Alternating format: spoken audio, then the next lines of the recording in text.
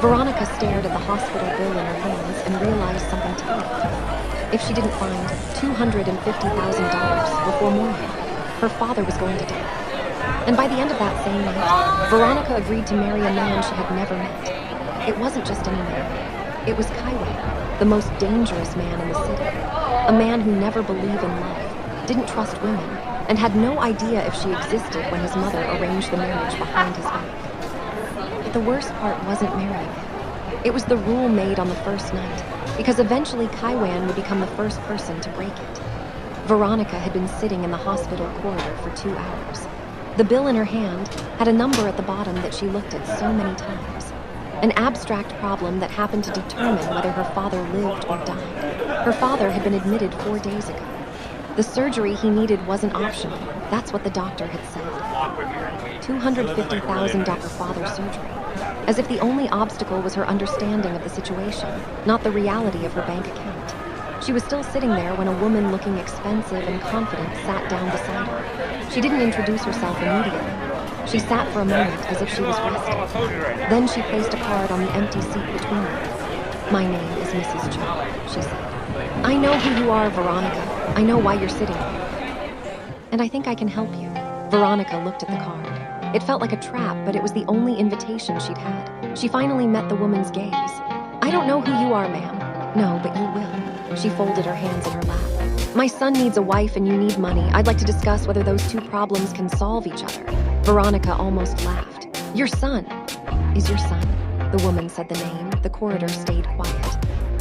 "What? Kdrama, the notorious mafia boss, don't care about women nor their feelings."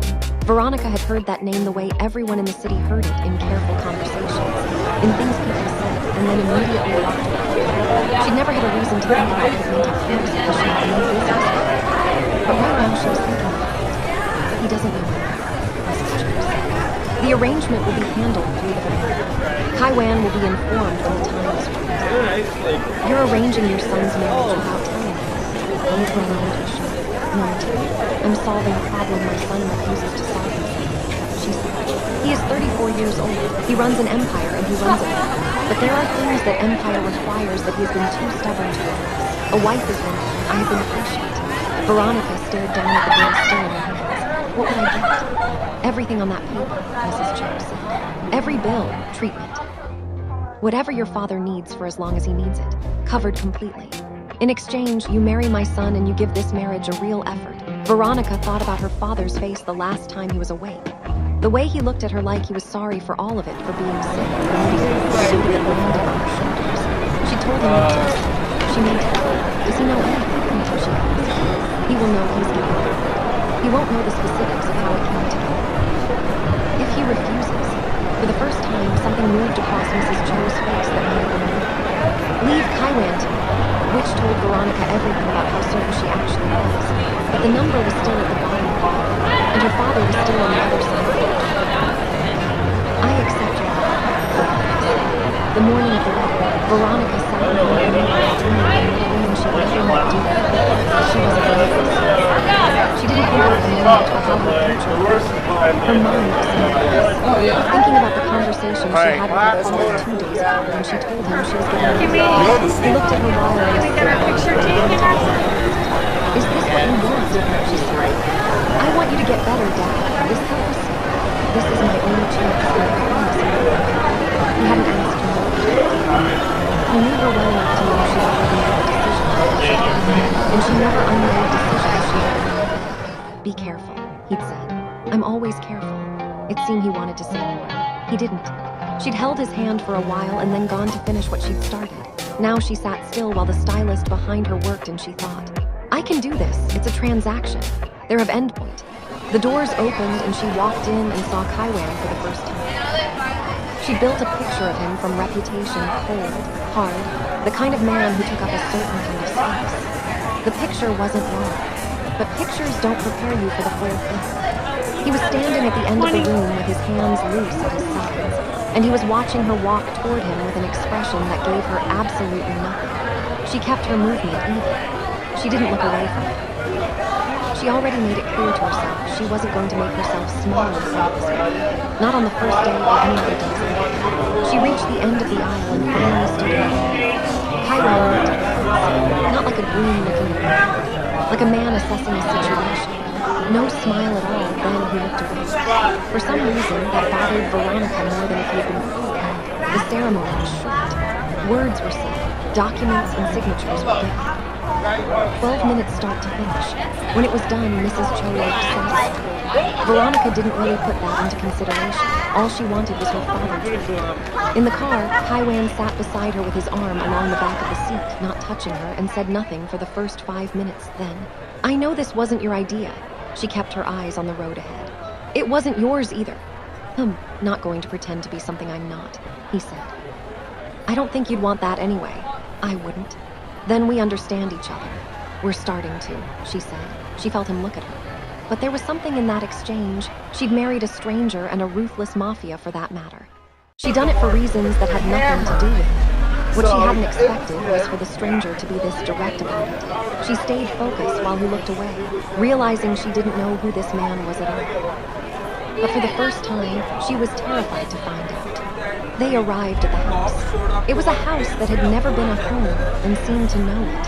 Veronica moved through it the first evening like she was learning the environment of an unknown land. She kept her reactions off her face.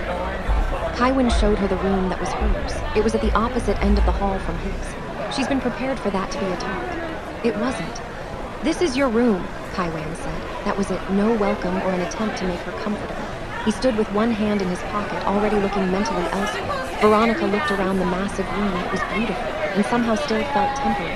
"If you need anything," he said. "The staff handles it." "It's fine," she said. "Thank you." He nodded once, and then he said, "I want to get something out of the way." She waited. "Let's get one thing straight," he said. "My mother sold you a fairy tale. I'm telling you the reality. This is a contract, not a marriage. You stay on your side of the house, I stay on mine. Don't go looking for things that aren't there. I really don't know what my mom told you or how she convinced you to marry me. This marriage stays simple." "Simple? You're kidding, right?" She laughed, though it sounded jagged.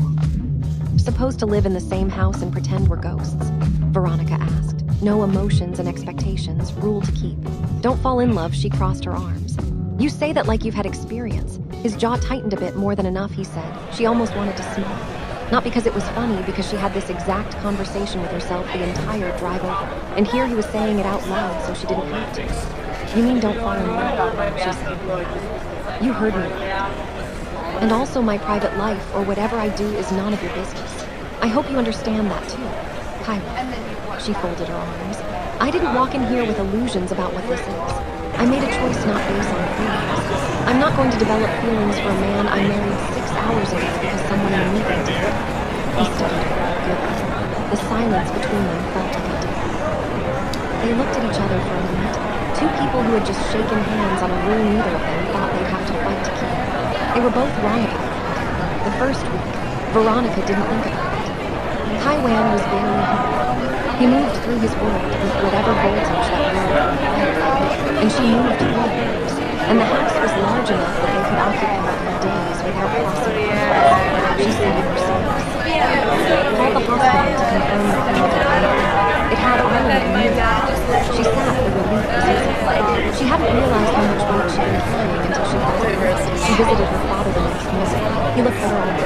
Plus, knowing the shadow that had been sitting over him since the bills started mounting, he could breathe again.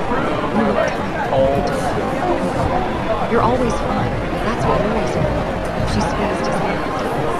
"Focus on getting better. That's your job right now."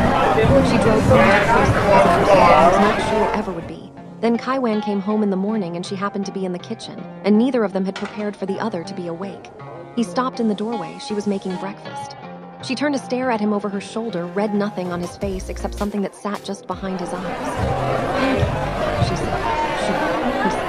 He sat down behind it. She made 2 plates and left his in front of him and stood on the other side with hers. He ate it. Didn't explain the hour or whatever had made his mood that way. She didn't ask. Afterward, his private life, he stated, clearly has no business with hers. When the plate was empty, he said, "You don't interrogate. Would you tell me anything if I did?" He made noises. "No, I wouldn't tell you anything." "Then what's the point?" He paused. For the first time, the cold, impenetrable mask he wore snapped, replaced by a glint of genuine dark innocence. "Enjoy the rest of your day," he said. "You too," she said. And he left. She didn't think about that moment until later at night when she and then she thought about it longer than she meant to, and then she told herself to stop. The house settled into a rhythm that Veronica hadn't expected. At first, the halls felt like a maze, but soon she learned the quiet language of the place. She knew the exact creak of the floorboard in the west wing that signaled Kaiwan was packing, and the way the morning light hit the kitchen island when the staff had finished their pre-dawn shift. The silence here wasn't empty. It was heavy, filled with the weight of the secrets Kaiwan carried behind his office door. She stopped trying to map out her days and started just existing in the space between the silence. She learned the distinction of his phone calls, the sharp, clipped tone he used when things were falling apart, and the low, steady murmur that meant he was back in control of his empire. She wasn't just living in a house anymore. She was learning a man's voice. And she realized with a quiet jolt that she was starting to recognize his moods before he even walked into the room. He learned her too, what she likes and dislikes, her favorite stops and play. They both told themselves this was just two cautious people learning each other. Then there was the night she found him in his private room at 2 a.m. with a glass of water on the table and a silence that had a different quality than his usual silences. She should have walked past, but she stood in the doorway and said, "Bad night," he looked up. "You should be asleep." "Yes, I wanted water." She leaned against the doorframe. "You don't have to tell me what it is. I'm just asking if you're okay." He looked at her for a long moment. "No," he said, which was the first honest answer he'd given her to any question about himself. She nodded, went and got her water. On the way back, she stopped at the door again. "Bet it'll look different in the morning," she said. "It always does." Kaiwan said to himself, "Why does she care about how I'm doing? Her words gives me hope. Oh no, I shouldn't be thinking this way." He just looked at her and then she passed to her room and went to bed. The next morning he was already gone by the time she came down, but there was coffee made, a full pot, still warm, and she stood in the kitchen looking at it and thought. He knew what time I'd come down. She poured a cup. She didn't picture what that meant. 2 months into their marriage, Kaiwan told her there was an event she needed to attend with. "Okay," she said. "It won't be pleasant." He said, "These are not pleasant people." "Any of your people present?" she asked. He thought. "Some of them." She wore something simple on Friday. Not the role of a woman who belonged on the arm of someone else. She just got dressed and went with him. And that simplicity was the thing that turned heads before she even walked all the way into the room. The evening was exactly what Kaiwan had said it would be. People performing things beneath the surface of polite behavior. Conversations that weren't really eyes scanning everything. She held herself the same way she always did, and that stillness, that refusal to adjust her posture for the room, was the thing that made her visible even when she was being quiet. Kaiwan noticed. He has been watching her navigate the room from across it, and there was something in how he watched her. The man was standing 2 groups away from her when he said something not directly to her. To the man beside him, but pitched just loose enough that it carried. That even the woman next to Veronica went carefully, still like she heard nothing. Veronica heard it, what the man said. She just took one slow breath and looked at the woman beside her, and continued the sentence she'd been in the middle of. Because she believes not reacting and say nothing was the best thing to do. She didn't see what happened across the room. But she felt it, the change in temperature, the way the conversation around her dimmed slightly, the way people's eyes moved towards something behind her and then very carefully moved away. She turned around eventually. The man was standing very still with Kaiwan 3 feet in front of him and nothing good in Kaiwan's face. The exchange was quiet. She couldn't hear the words from where she stood. But by the end of the night, the man had left early. The rest of the room had adjusted itself around Veronica. Nobody looked sideways at her for the remaining 2 hours in the car home. She looked at Kaiwan. "Whatever you did out there today, you didn't have to do it." "I know. Kaiwan, it's done." He looked out the window. "He won't make that mistake again." She stared at his profile. "What did you say to him?" "Nothing that requires repeating itself." She turned back to her window. She had married a man who didn't take women seriously, she was realizing. A version of him that existed in rooms like that one. But she was in the other version of the room. She'd been living in it for 2 months. The version of him in those rooms was different. She stared out the window at the city lights moving past and had a self-talk with herself that she wasn't ready to finish. And when they got home, she went directly to her room and closed the door and sat on the edge of her bed. She was in trouble and hoped it would resolve on its own. That instinct was wrong. Kaiwan found the file on Thursday. He was going through a stack of old correspondence, something operational and routine. And it was just there between two other folders, his mother's handwriting on the tab, unremarkable. He opened it. He read for a long time without moving. Not what his mother had told him, this was the original file. The actual document. The notes from Mrs. Cho's first visit to the hospital. The billed total she'd seen Veronica holding. The number. The terms laid out in plain language. She had found a woman for the lowest payment allowed. A woman with a sick father and a bill she could not pay and no remaining options. And she had walked in and handed her contract wrapped up like a lifeline. And she took it. Not because she was innocent sincerity, but the love for her father and saving him was more than she protected herself. Kaiwan sat at his desk with the paper in his hands and did not move for a long time. He'd known this marriage wasn't Veronica's first choice. He'd understood that from the beginning. It was an arrangement, she'd agreed. Everyone understood the terms. What he didn't know was the ground it had been built on. How desperate she was. Exactly how little choice she actually had. What it cost her to walk into that room and say yes. He closed the file. He thought about the woman who had been in his house for 2 months, who had never once made him feel guilty for the situation. Either does she asked him for more than he'd offered. Spent 2 months telling himself his interest in her was casual. He sat at his desk with that file and understood cleanly. He found her in the compound near the pool that evening. She was reading when she heard him. She looked up and whatever was on his face made her close the book without a word. He sat down across her. I found something today, he said. A file, my mother's notes from before the wedding. He watched her go still. Really, he said. Not what I was given, she observed. Her face was careful, but her hands on the closed book were too still. No, about the hospital, he said. About the bills, what you were holding when she found you. He exhaled slowly. I know exactly what she offered you and you had no option because you wanted your dad saved. Veronica said nothing. She walked into the worst night of your life, he said, and she used it. She found what you couldn't afford to say no to and a contract was built around it. He looked at her steadily. That's what brought you here. She stopped. I'm sorry, he said. I know it wasn't me who made that decision, but it's my family and it's my name and I'm not going to let it sit there unaddressed. A pause. You came into this marriage already carrying something that wasn't fair, and then I stood in your room on the first night and laid out rules as if you'd walked in here with options. You didn't, and I'm sorry for that. I'm sorry my family took your worst situation and made a deal. Veronica stiffened, her pulse jumping at her throat. She didn't offer him a quick forgiveness. Instead, she turned the heavy book over in her lap, tracing the grain of the cover. When she finally lifted her gaze, the sharpness in her eyes was tempered by the exhaustion of the last 2 months. The bills are paid, she said finally. My father had his surgery. He's doing well. She looked down at the book and laughed. I made a choice, Kaiwan. I knew what I was agreeing to. You knew a version of it. But I'm still here. I want you to be here and not go any way nearer. Even before today, I was already falling in love with you. I just couldn't stop myself. I started coming home earlier because of you. I made coffee because I knew when you woke up.